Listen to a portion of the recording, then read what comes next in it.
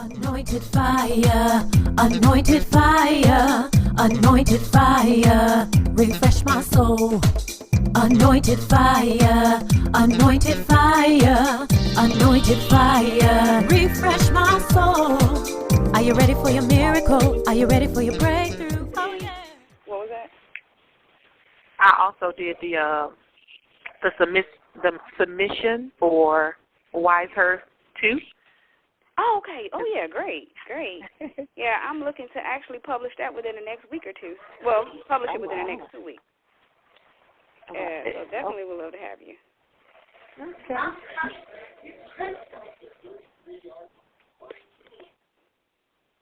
And how many books have you written? 13 that are published. Well, actually, 15 that are published. 13 are in print, 15 are published, and I have like 4 of them that are about to get published. Okay, how do you do that so fast? And like, how do you have 4 waiting to be published at one time? Because you know when you when you start being when you're faithful, when God said you be faithful over little, I'll make you rule over much. What He does is when you start writing that one book, He'll start giving you another book right in the midst of that. And then after you start writing that book, He'll give you another book. And then after a while, He'll start putting several books in you at one time. And He'll just start, it starts to become an overflow. Okay. And next thing you know, you'll be writing. And then see, at the same time, you'll have the knowledge of how to get started.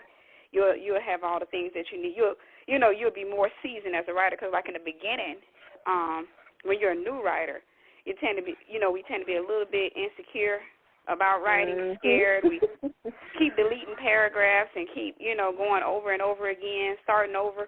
But after you've written your first book and you pretty much start getting the hang of it, writing is just like you'll open up a document and get started and be done in a week.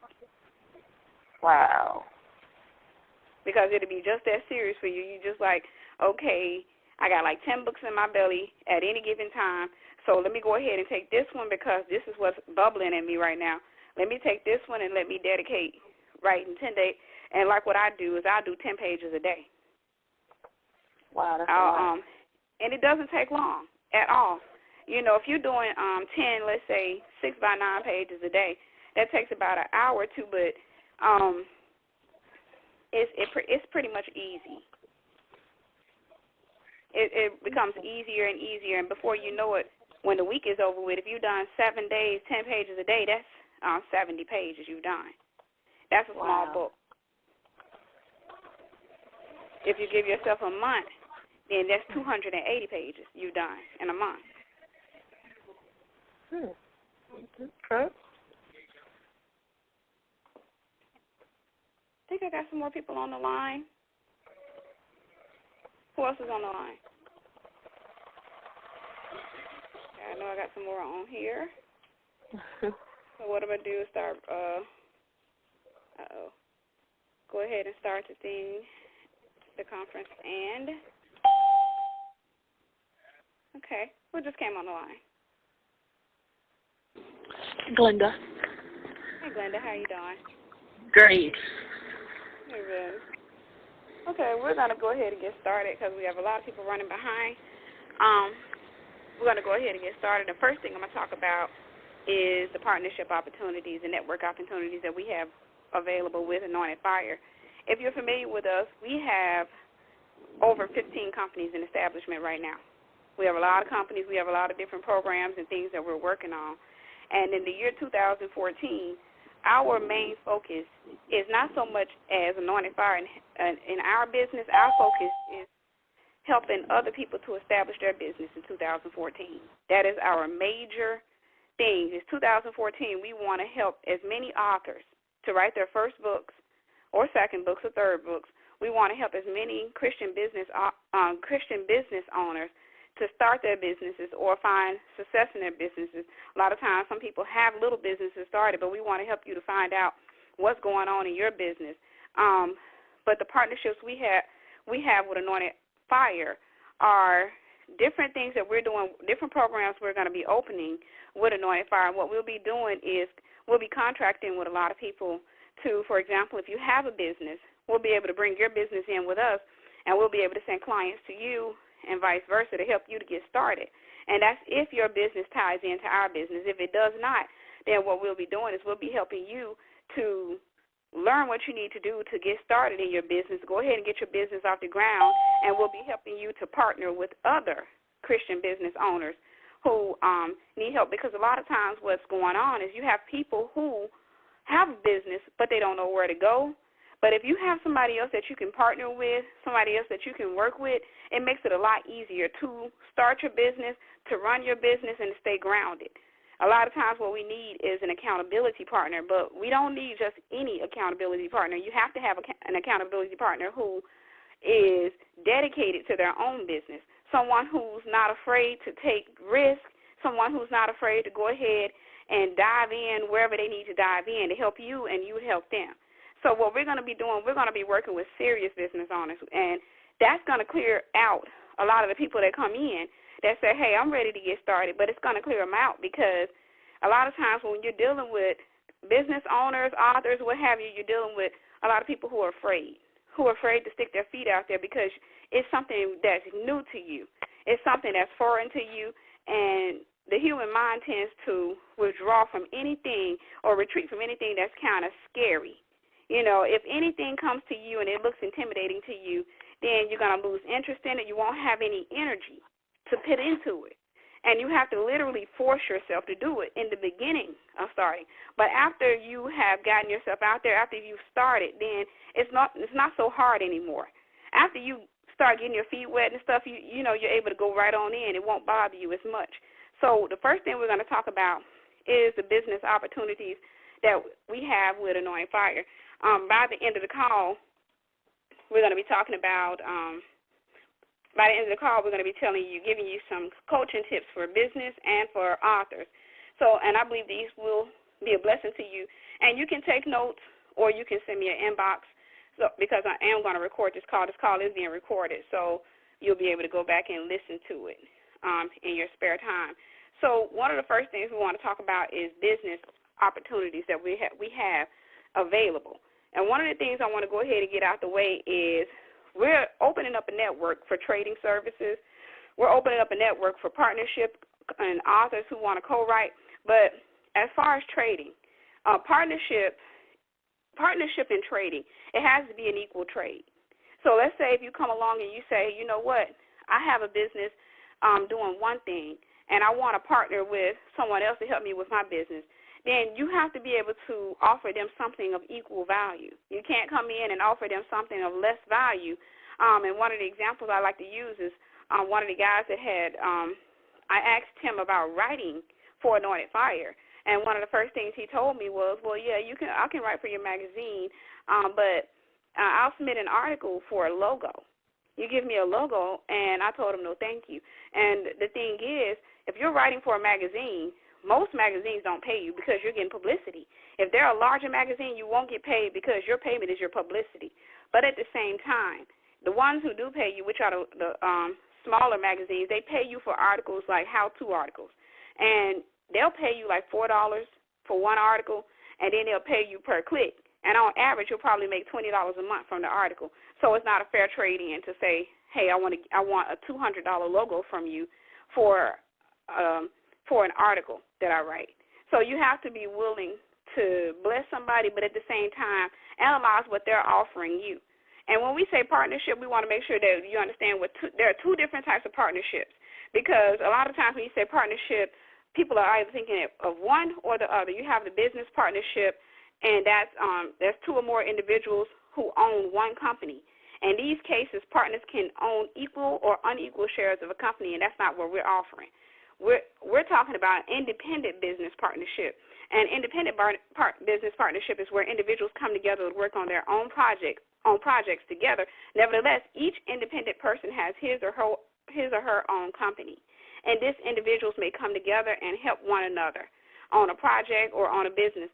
And a lot of times you'll find that your business can tie into somebody else's business. Let's say, for example, with us, we create logos and we create seals.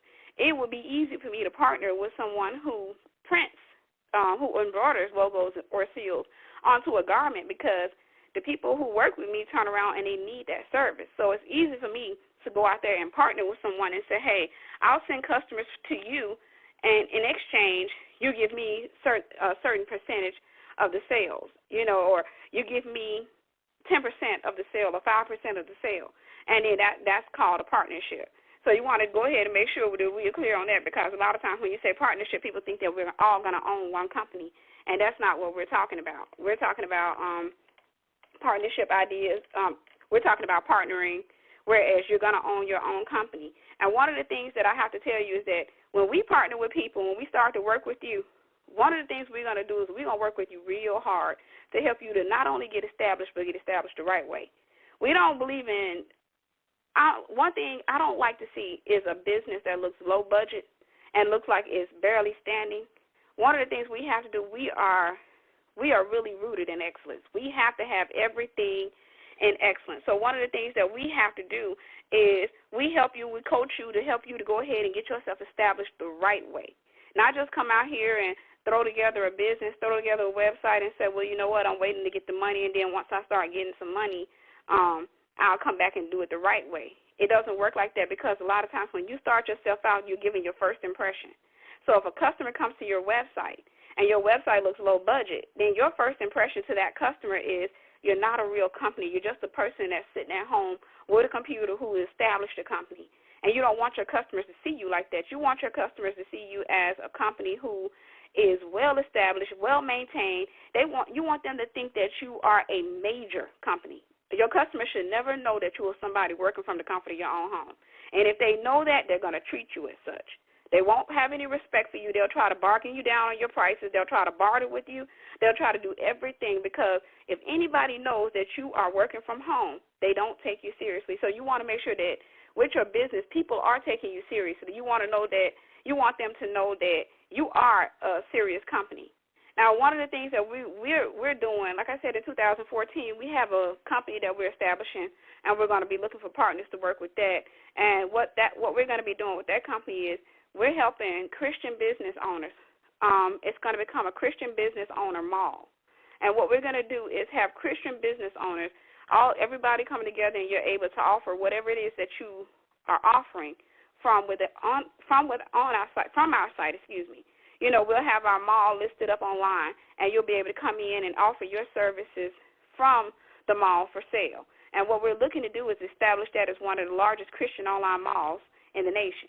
And I think it'll be actually the first Christian online mall, but we're looking to do that as one of the largest Christian online malls. So if you're willing and you want to go ahead and get established, we're going to let the first 50 people in for free. For the first year you come in for free, you'll be able to list your business, your services, and everything for free. We already have the traffic because we've already been established for a while. So that's one of the things we're going to be doing in 2014, and we're getting the details together for that. So if you're interested in that, then make sure you inbox me or what have you, and we'll be putting the form together soon so you can go ahead and fill out that form. But like I said, what we'll be doing is we'll have you coming in. Let's say you have and it doesn't have to be an online thing. You can have your own hair salon in your own city, for example, and you want to generate traffic to where you are, to your hair salon, because a lot of our customers are all across the world. They're different states, different countries.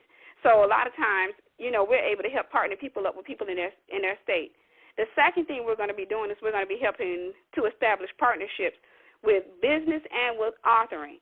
With business, we're going to help Christian business owners, because a lot of times I meet people who come along who say, hey, I got a business idea, but I don't have the funds to get started. I only have a little bit, but I want to go out there the right way. And a lot of times what you need to do, if you can't afford, now you have to make some lifetime sacrifices, some lifestyle sacrifices in order to start up. But a lot of times if you come on and let's say you want to get started, a lot of times you can find another Christian business owner who's not doing the same thing as you and who does not desire to do the same thing as you. Now, that's a mistake if you go and you try to work with somebody who's doing what you're doing or desire to do what you're doing, because a lot of times they'll take your ideas and they'll pretty much use you and then run away with your ideas. And, they'll start applying it to their own business. So you want to make sure if you're working to the right, you want somebody who's working to the left. But at the same time, your businesses can help one another. And, of course, you don't go along and show them how you do what you do. You don't give them any tips, and you don't take tips from them. So what we're going to be doing is helping Christian business owners to get started with other Christian business owners, and that'll cut the price in half, or it'll cut it in portions, because if you get, let's say, 4 women that comes on, or 4 men that come on, and you decide you want to work together, then you can put in a 25% share to go ahead and start your businesses, 25% each. And, of course, you'll have your independent contract saying, hey, this is my business, these are my ideas, and I have my own company, and this is their thing, and we're coming together creating one big company, which means everybody owns an equal share of that company. So if you're interested in that, make sure you go ahead and inbox me as well, because, like I said, we're going to put a form together for people who wants to come in and to do those things. And we're also looking for people who want to make money. If you don't have a business and you just want to go out here and make a little extra money, then you can write us, and we're working with a lot of people to have them to start their own independent company where, for example, you can sell our seals and our logos, and you'll get a percentage of it. And the only thing you're doing is making calls, and you're telling customers about the product, you're reading from a script, and you're getting the knowledge you need from the product, and every time you make a sale, the customer, you get a percentage of that sale. At the same time, you can invest in a website. If you decide you want to work with us, and let's say you say, hey, well, you know what, I want to do it, but I want to have my own website that I refer customers to, you can do that too. But at the same time, of course, you would have to pay for the website. You would have to pay for what you need, but we'll be creating, you'll be either selling the ones that we have on our website now, or you can come back and say, well, I want to order 100 logos at a discount rate, or however many you order, I want to order them at a discount rate, and then I want to sell them on my website. And once you pay for them, let's say if you buy them from us at a discounted rate, you can pay for them and get 100% of the fee. Another thing we're going to be working on is Anointed Fire magazine. We have to have new writers, and what we're doing is something different and something that's never been done with a Christian magazine. We want new writers for Anointed Fire magazine. We need serious writers. We're going to be writing quarterly, but all of our writers are going to be published in print. And at the same time, we're looking for people who can come in, because what we're going to do is we're going to publish once or twice a year a book for Anointed Fire. And what we're going to be using is about 25 men and women of God. And we're going to be publishing it yearly, or at least twice a year. I mean, at maximum twice a year. So we'll be publishing articles, and these are going to be prophetic or anything related to business, relationship. We're going to publish these books once or twice a year as co-authors. And you will have the option of coming in as a full partner, which means you get a percentage of the sales, or you can come in as just a person who's just writing. But, as a full partner, you would pay a part of what it costs to publish the book and to edit the book and everything that's needed. And, of course, then you would get a portion of the sales. If you didn't want to do that, if you just said, well, I just want to submit an article, then you could submit the article for the book, but at the same time you wouldn't make any money because you didn't invest anything. It would only be for the people who invested who can make money from it. Now, the blessing in it is, even if you don't invest in it and you don't get involved financially, you're still getting the exposure you need, and you're still learning as a writer. You're pretty much teaching yourself as a writer, so you're not losing. Either way it goes, you won't lose. You'll still be, at the top of your game or what have you. And we have a lot of different things. We have remnant writers where we teach people how to write books, and we're going to be helping people to go ahead and write their books. And we're going to be partnering with a lot of different people who want to help us to bring people in to learn how to write their own books and, to start their own schools and what have you.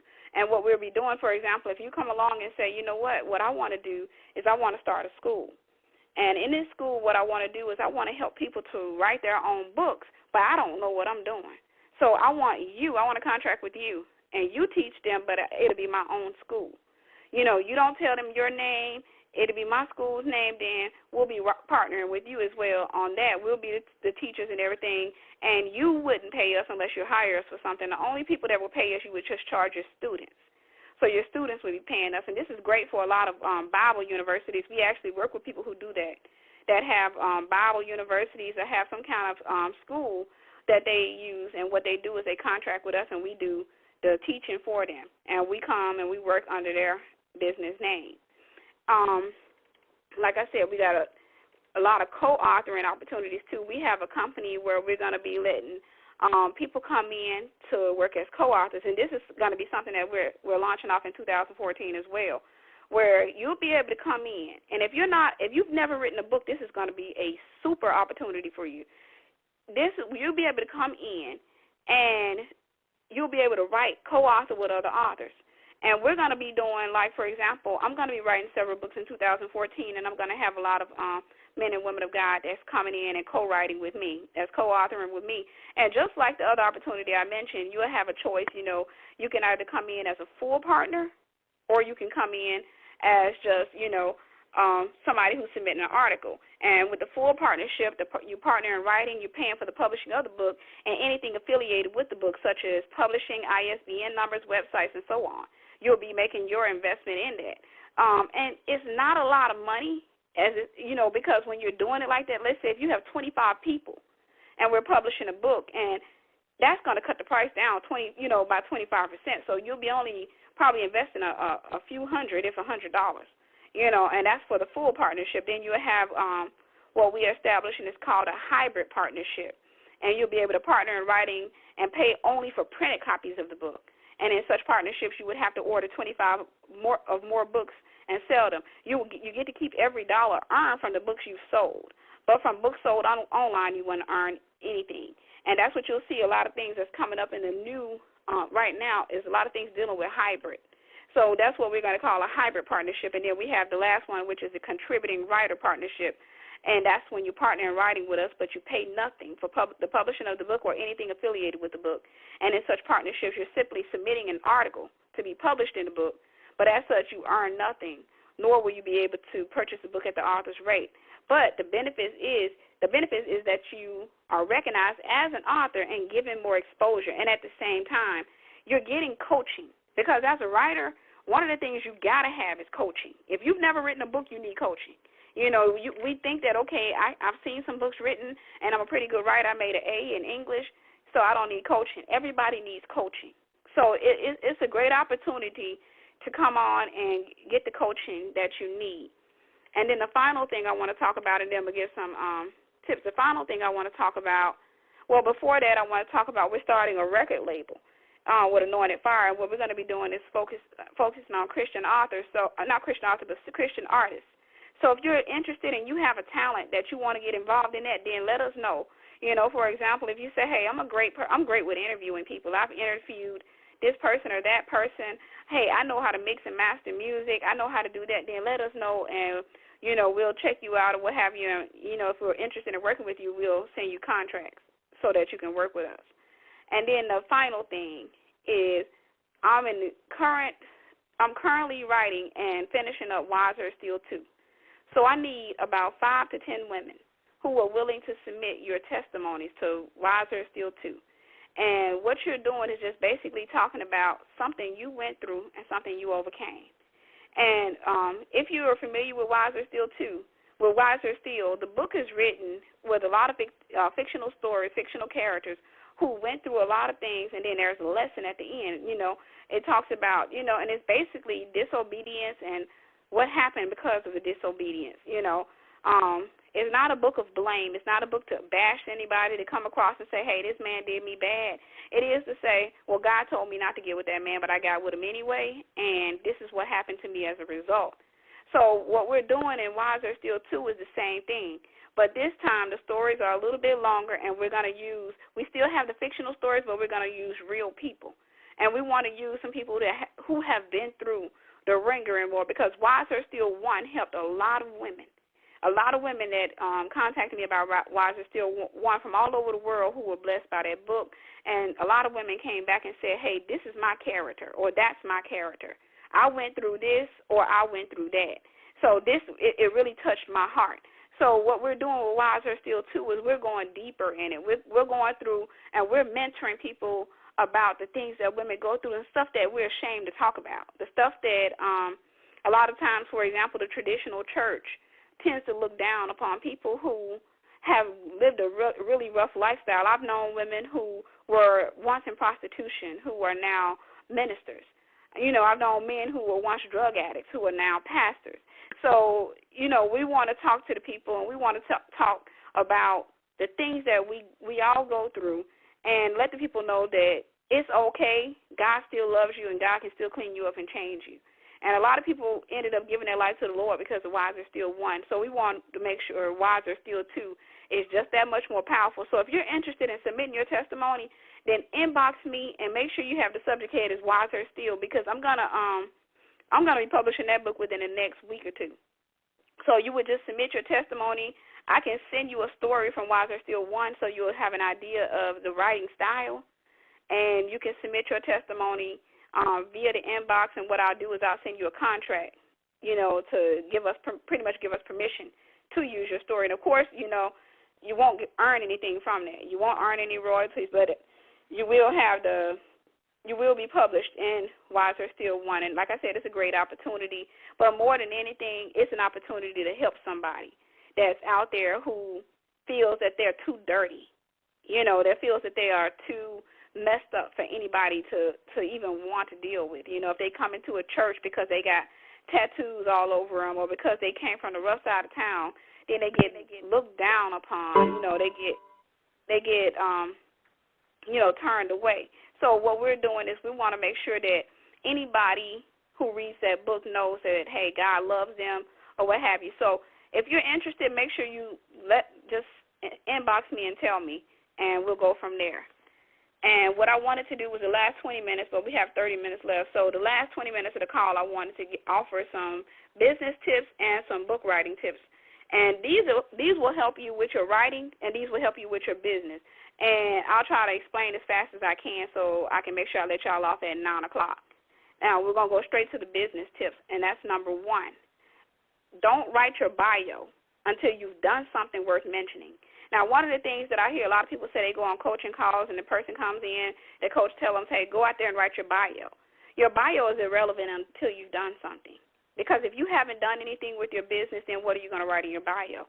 The only thing you can write is when you were born and what accomplishments you've made in high school or in your career. But if that doesn't relate to what you're doing or what you're trying to sell now, then it's going to be totally irrelevant. So don't write your bio until you've done something worth mentioning. Number 2, hire someone else to write your bio. Never, ever take the time out to try to write your own bio, because it's going to read like you wrote it. Anytime we write our own bio, we tend to put too much thought into it, and it doesn't come out right. So make sure you hire somebody to write your bio for you. And a lot of times you can find somebody that can do that for like $25. And it's a worthy investment because you'll be using it for years to come until you've done something else that needs to be added to the bio. Number 3, do something every day towards your business, whether it's great or small. If you say you want to be a business owner and you're starting your business, make sure every day you do something toward that business. Do not give yourself one day where you're not loaning any of your time to that business, because you go to work every day. If you have a job, you're going to work every day. You're dedicating that time into somebody else's business, and that's why they're succeeding. If you're not willing to dedicate time into your own business, it won't go far. You'll get it started off, and then you'll lose your interest, and you'll pull away from it. So make sure you are dedicating your time toward that business, because if you're putting time in, you're going to value the business even more. The more money and the more time you put into a business, the more you're going to value that business. But if you are pulling away from it and you're not doing too much from it, you're not going to value it too much. Number 4, learn something new every day that can help you in the business. Now, one of the things is we're living in an age where we're constantly growing. Everything is constantly enlarging. Knowledge is constantly being enlarged. So if you end up with a business, and let's say you know how to make cakes, you're really good at making cakes, and you want to start your own catering business, then that's great, but you still have to learn how to do more, because somebody's going to come along and they're going to do something greater than what you're doing. So you want to make sure you learn something every day. That makes a difference between you and the traditional cake maker. Or the cake decorator. That makes a huge difference. So if you want to do something great with your business, learn something every day. I don't care if you just take 5 minutes of your time, just 5 little minutes. If you do an hour a day, that's perfect. That's great. But if you do 5 minutes a day, what you're doing is you're keeping yourself interested, and at the same time, you're helping to learn more towards your business so that your business can continue to grow. The more your knowledge grows, the more your business grows. If you find yourself in a spot where you don't know any more than what you knew yesterday, then your business isn't growing because you're not growing. So make sure you do something every day. Number 5, invest in your business at minimum once a month, and make sure your investment gets your own attention. If you invest money into a business, like I hear people say, well, I can only afford to put about $25 to $50 in per month. And a lot of times that's not enough to hurt them or catch their attention. And what they're basically saying is, I have a lifestyle that I'm trying to maintain, and in order for me to keep my lifestyle, I can't afford to put any more than $25 to $50 in. Well, you have to give up the lifestyle sometimes. You have to make the sacrifice in order to get to the blessing. So if you are willing to make that sacrifice, and let's say you get your hair done every 2 weeks, then you make the sacrifice and do your own hair for a year. Learn how to get real skilled with your own hair, or whatever sacrifice you need to make. Invest something into your business and make sure it's enough to get your attention. If you're not investing enough to get your own attention, then you're going to by the time your mind starts stretching and your mind tells you, I'm tired and I don't feel like doing this anymore, you're going to pull back. You're going to say it's not working. I don't have time for it. Maybe it's not my season. You're going to find every justification to pull out of your own business.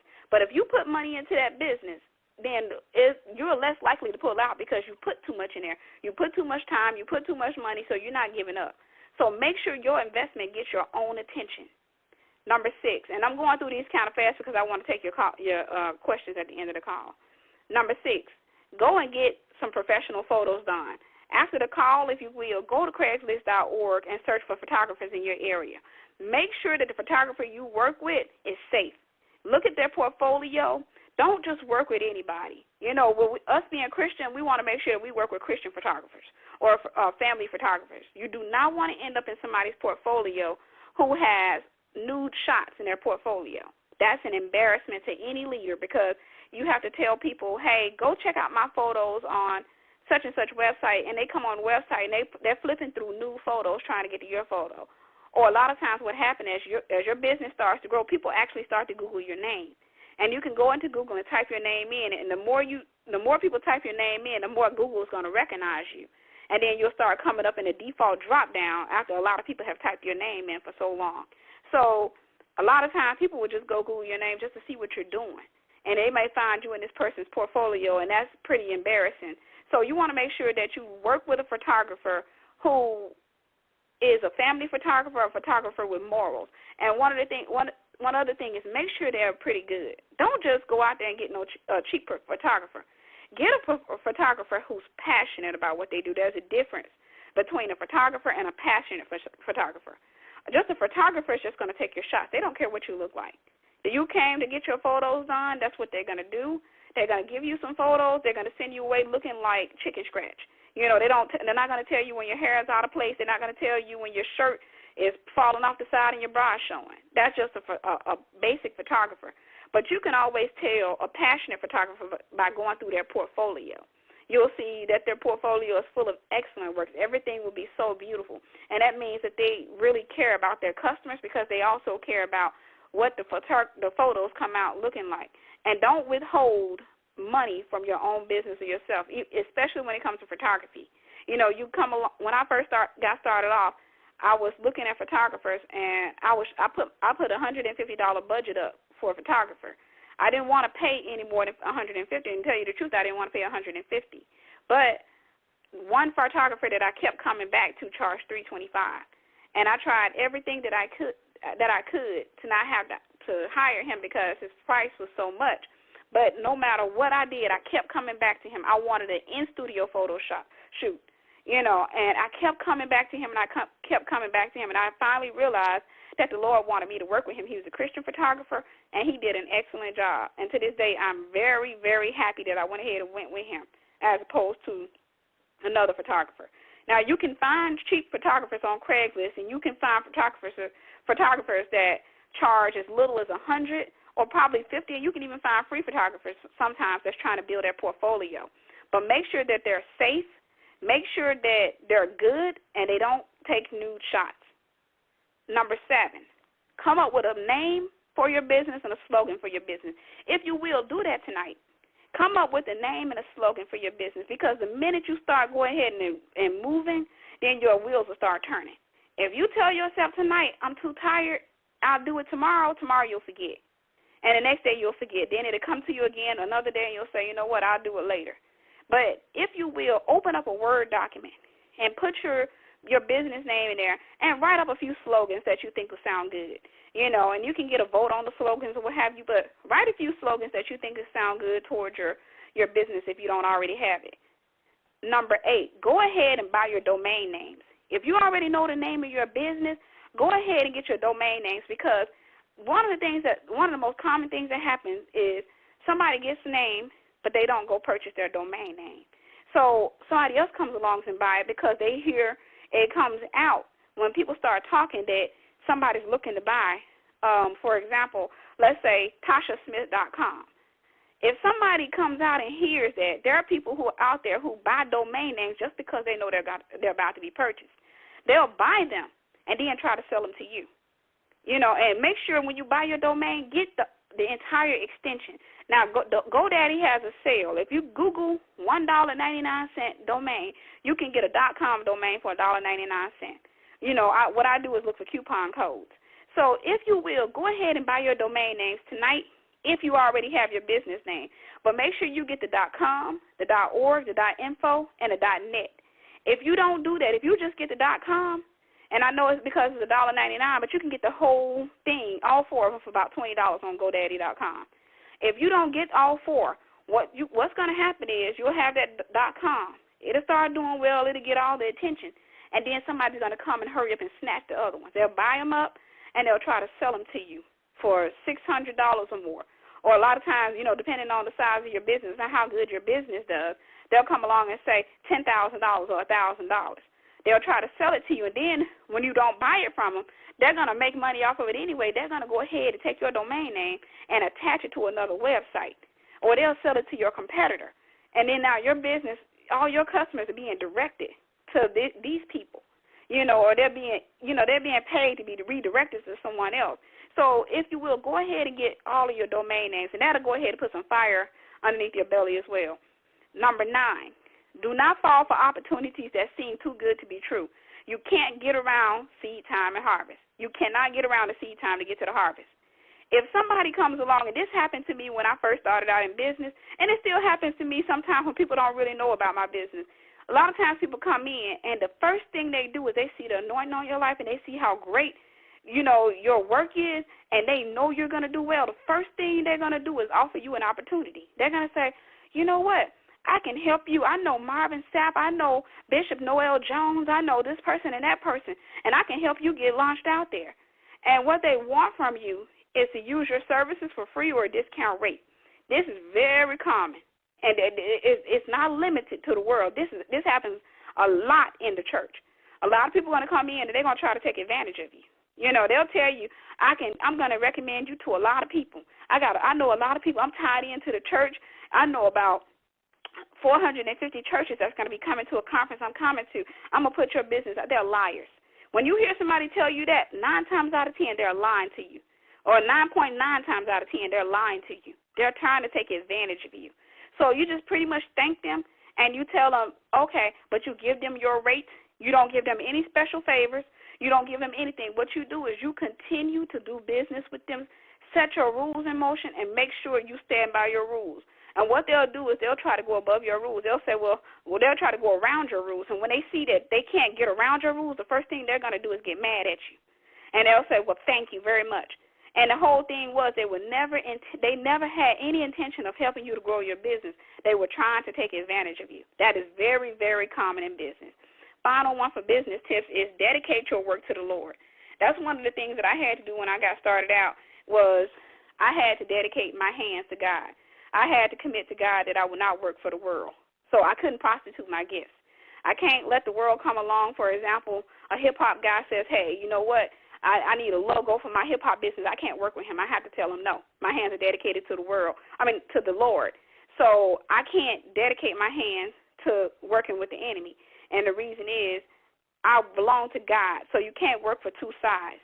So if you work for God and you get dedicated to God, you're going to get tested. Somebody's going to come along one day when you need money.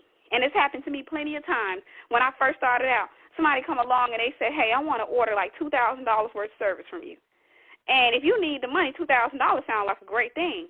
But then you will have that check right on the inside of you saying, remember what you said to God. Don't you dare do it. And if you pass that test, your business will grow because God knows that he can trust you. He said, if you're faithful over little, I'll make you ruler over much. So he knows that he can trust you. He's going to test you again and again. Well, he'll allow you to be tested again and again until he sees that he can trust you. Once he knows he can trust you, your business will start to grow. You will find success in everything that you do.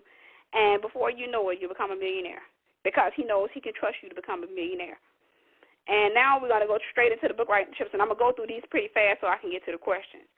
Number one, start your book tonight. For everybody that wants to be an author, I challenge you to start your book tonight. Open up a Word document, write the title of your book, and go ahead and write at least one paragraph or a chapter. Because if you don't get started, you won't move. Tomorrow you're not going to move. Next week you're not going to move. Next year you'll be still talking about, yeah, God gave me a book. It was prophesied I was going to be an author. Yeah, but, I don't think it's the season. If it was prophesied to you, it's your season to write.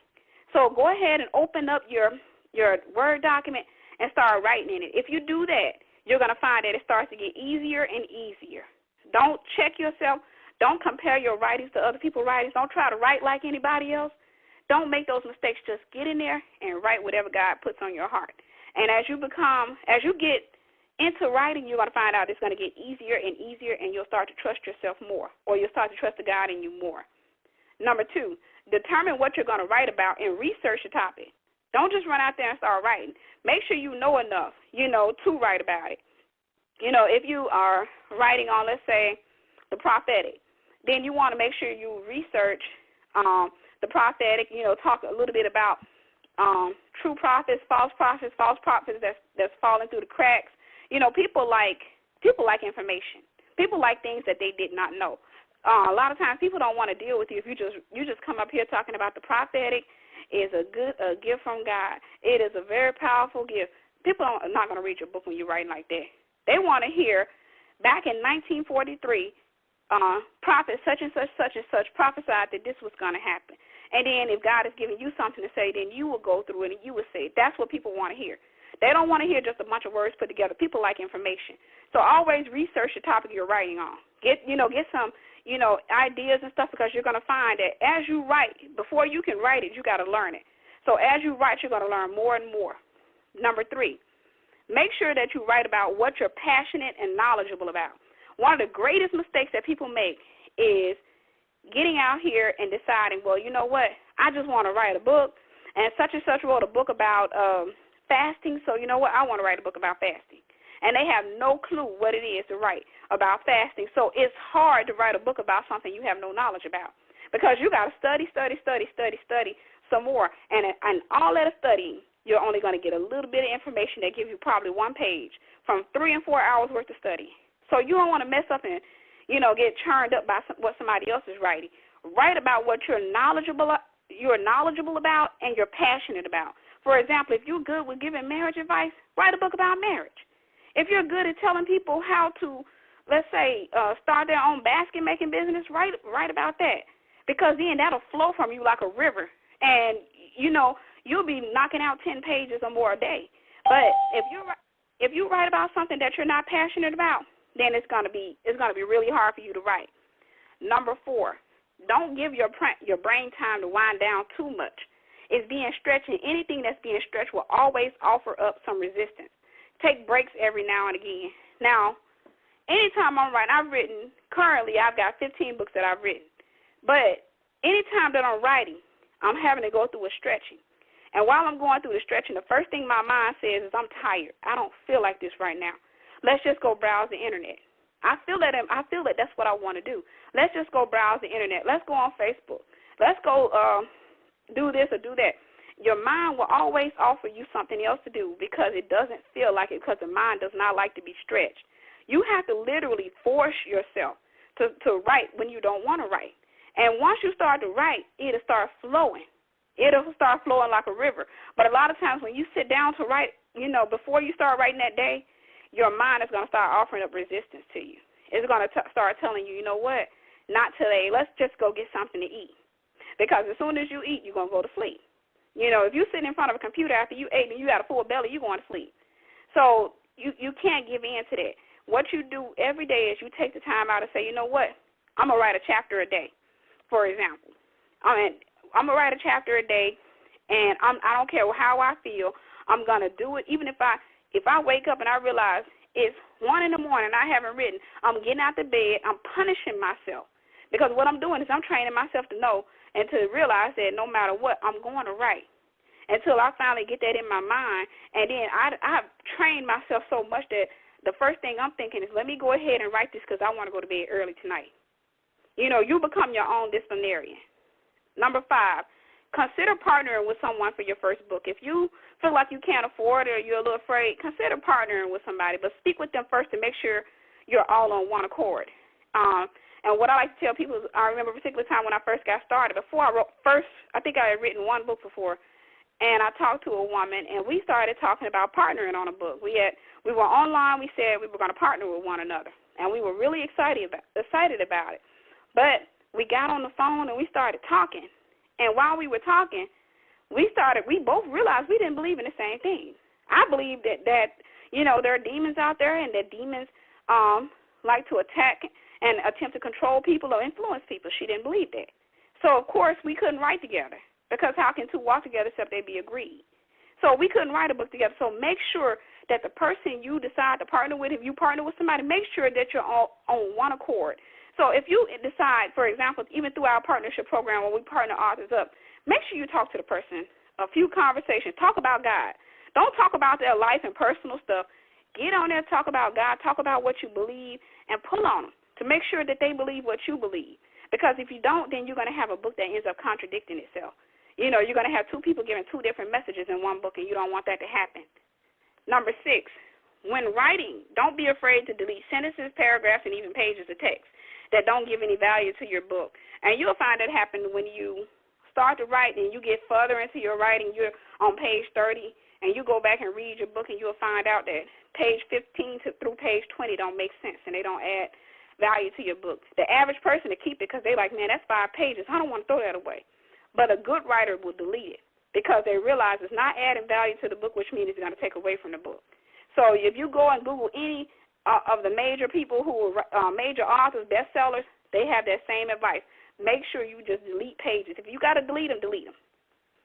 Number 7, invest in some notebooks and jot down notes throughout the day. You can go to Walmart and get some 10-cent notebooks or 99-cent notebooks. What I did was I bought like 20 10-cent notebooks. And they have different purposes. You know, one may be on, let's say if the Lord gave me a book on something, I might use it to jot down notes. Now, I'm going to use my Word document processor to write my book. But throughout the day, if I get an idea or if I hear something powerful and I want to put it in my book, then what I'll do is I'll go get the tablet that's affiliated with that, and I'll write it in that tablet. And that ends up being something I come to when I'm ready to write that book. I can come to that notebook and flip through the pages, and I got notes in there. So invest in some 10, you know, you can get the 10-cent ones, you know, or if you want to get the 99-cent prettier ones, you can. But I got a lot of 10-cent ones. I got the 99-cent ones when they went down to, when they went on sale, because it's just paper. Number 8, don't be all over the place. Write in one book at a time unless God leads you to otherwise. Now, that doesn't contradict number 7. I'm not saying that you can't write the notes down. If you have 10 notebooks and God is giving you notes from all of them, just go and put them in every notebook as God gives it to you. But when you're focusing on one book, sit down and write that one book. Open up your word processor and focus on writing that one book. And anytime I write or coach somebody who is trying to write several books at a time, they end up taking 10 times as much time on each book because they're too busy trying to dedicate too much time to eat, you know, and they're all over the place. So make sure you're not all over the place. Make sure you focus on one book at a time. But like I said, you can have the notebooks to write notes for your other books, you know, to keep as reminders. Number 9, don't tell your plans to anyone unless God gives you the green light to open your mouth. Now, that's one of the things that I used to do when I first started out. I used to call myself telling people, oh, God gave me a book. And then I would lose interest in writing that book or I would go under attack. And I had to learn to keep my mouth shut and just write the book. Now, if you're co-authoring with somebody, of course, you got to tell them, make sure you counsel any plans against what God has given you. Make sure you plead the blood of Jesus over your plans and that the enemy may not come up against you because he will try to attack you if he knows you're writing for God. If this is something God told you to do, the enemy will try to attack you. When I did the Remnant Writers program, a lot of the people ended up going under attack. They were trying to write their first books, and they a lot of them ended up going under attack because the enemy was trying his best to stop them from writing their books. So what you want to do is you want to make sure that you don't go out advertising. You get excited, and you want to tell people. I understand that, especially being a woman. Sometimes I get excited, and I want to tell people. But I had to learn to control myself and keep my peace. And if I just got to tell God, I'm going to talk to God, but I have to keep my mouth shut until the book is about ready. Wiser still, I have to mention that because it's about ready and I need writers. But at the same time, I've already prayed over my book and my plans that the enemy can't come against me. And then the final one, number 10, and we already mentioned this one. Write a chapter a day if you can. Small breaks eventually lead to big breaks. If you say, I'm writing a book, but you're not writing in that book at least once every 2 days, you're not writing a book. You're just jotting down notes. When you start to write a book, you have to stay focused on that book. You can't just get up from the table and say, well, today I don't feel like it. Because what you're doing is you're giving back into your flesh. Your flesh is saying, I don't feel like it. I'm being stretched. I don't like this, what you're doing to me. I'll tell you what, we can work on this another day. Let's go to McDonald's. Let's lay down and eat and watch TV. And, of course, you're going to be in peace with that idea because it sounds fun. You're like, well, you know what? Yeah, I'm going to McDonald's. I'm going to lay on the couch and watch a little TV. Don't give in to that. Instead, what you have to do is you have to literally sit there and force yourself. You got to force yourself to go ahead and write in that book. I say write every day, but at minimum write every 2 days or every 3 days. But write as much as you can. Don't write one little page a day and then get up. I've learned to do 10 pages a day. When you're starting off, you can do one page a day when you first start off the first week. The next week you need to increase about a page or two. Just keep increasing towards your pages. Because if you do, for example, 5 pages a day, 5 days a week, you're doing 25 pages in your book a week, in a week's time. By the time a month is up, you've done 100 pages. Your book is done. Your book, you're not only is it done, but it's bigger than some people, because a lot of people publish 30 and 40-page books. So if you want to write a book in a week, all you got to do is say, well, I want to finish a book in a week. I'm going to dedicate 6 pages to it a day. And right at the end of the day, and I'll be done by the end of the week. That takes discipline. That takes you actually sitting down and writing, doing research, and doing what you have to do to get those pages out there. But that book will be completed in a week's time or in a month's time, depending on how many pages you want to put in that book. But it takes you coming against you. You are going to be the only thing that keeps you from writing that book. You are the only thing that stops you from starting that business. It's always going to be you that's in your own way. You're going to be the only thing that's parking in front of yourself. So if you want to come out of that, then the first thing you got to do is you got to challenge yourself tonight. And yourself tonight going to tell you, I don't feel like it. I'm not in the mood for that. I want to go to bed. I want to watch TV. I want to eat. I want to get on the phone. You're going to tell yourself all those things. But if you take the time out and you start forcing yourself, then you're going to find success immediately. You're going to find it's going to start getting easier, and then you're going to establish a new habit eventually. Your new habit is going to be writing and working, and you're going to find yourself producing more than most people out there. Now, like I said, what we're doing is 2014. 2014 is not about me or my business. That's one of the things God told me is my businesses are not for me. Everything God has given me is to bless the people of God.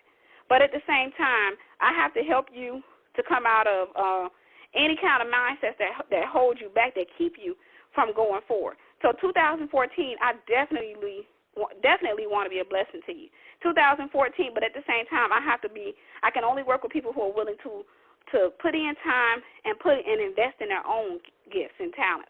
I can't work with people who are looking for somebody else to do it because they're not going to have any passion toward it. They're not going to have any dedication toward it. So if you want to jump on one of the opportunities, and some of the opportunities I mentioned, well, we didn't mention everything. I didn't have a chance to mention everything, but I will by the end of next week. I will have all the opportunities listed up online. But if you're interested in anything, then make sure you inbox me at info@anointedfire.com, or you can inbox me on Facebook, and I'll get the information out to you as soon as it's available. Like I said, if you want to come in and you want to submit your article for Wiser Still 2, then let me know, and I'll be more than willing to read over it, and if we're interested, I'll let you know. So from this point, we're about to end the call. But before we end the call, let me ask you, is there anybody that have any questions?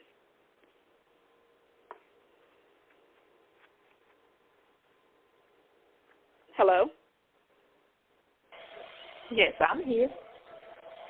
Okay. You have any questions? No. Yes, I'm here. Hello? Sure. Yes, I'm here. Can you hear me? Yes, I can hear you. Hey, this is Brittany. Hi. Hey, Yeah. Hey, so one of the questions that I have are, could you share some of the specific prayers? I know that you mentioned earlier that, you plead the blood of Jesus over, certain things, but what are some of the specific prayers that you pray? Because I know you have to ask specifically for certain things to be able to get it, from God. So just, if you could share that, that would be wonderful. Sure. Anytime, like if I feel led to tell somebody about something I'm going to do, the thing I do is I plead the blood of Jesus over my plans, over my business, over my home, over my everything that I have and all that God has for me. And I plead the blood of Jesus over it. And I speak and I ask God to let no devil come up against it, and let not the enemy come up against my plans or his plans for me, but to cover all of my plans in the blood of Jesus. If I'm writing a book, I cover the book in the blood of Jesus, and I counsel any attack that may come against me because of the book. And if I'm starting a business, I go ahead and I purchase the domain names and stuff, and what I do is I plead the blood of Jesus over that business, and I just speak and say no devil can come up against this business, no power, principality, or evil can attack me because of this business or because of anything that I'm doing. But I seal everything that I'm doing in the blood of Jesus, and I counsel every word curse and everything that's sent out against me in the name of Jesus Christ. I return it to the sender. It has no power over me, and it has no power over my business or anybody affiliated with my business. But everything I do, I just cover it with the blood of Jesus, counsel word curses, and counsel any plans of the enemy for retaliation, or any backlash that he may have as a result of what I'm doing.